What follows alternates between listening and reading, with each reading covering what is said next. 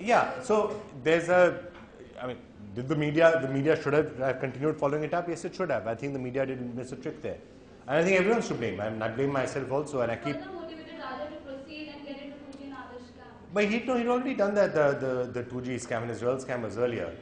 There was maybe a requirement or there's a view to the government that the media should have done more on this, and they certainly should have. It's not that you can't do good stories now, don't get me wrong. You may not get the chance to spend 30 days doing a story, but they are fantastic stories that are being done. I mean, look at our guy Alok, who's right now gone into Malkangiri. He's got a van, he's reporting from India, from the heart of Naxal territory.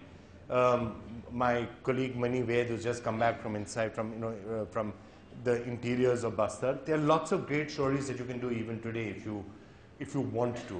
But sometimes people find it easier. I'll come in at 12.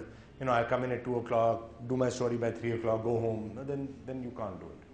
Okay, let me get some views from the back now. The lady there in the green. Yeah.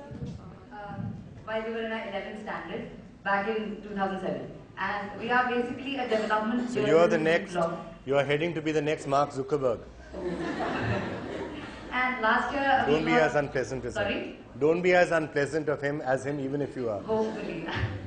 Last year we got the United Nations World Summit Youth Award for Best E-Content. But okay. I find a paradox here. Of course, we discuss everything from politics to society to environment to gizmos. But when we began the youth blog, when we began the site, we intended it to be a development site. But as you know, internet connectivity in India is lacking. It is not all jazzy.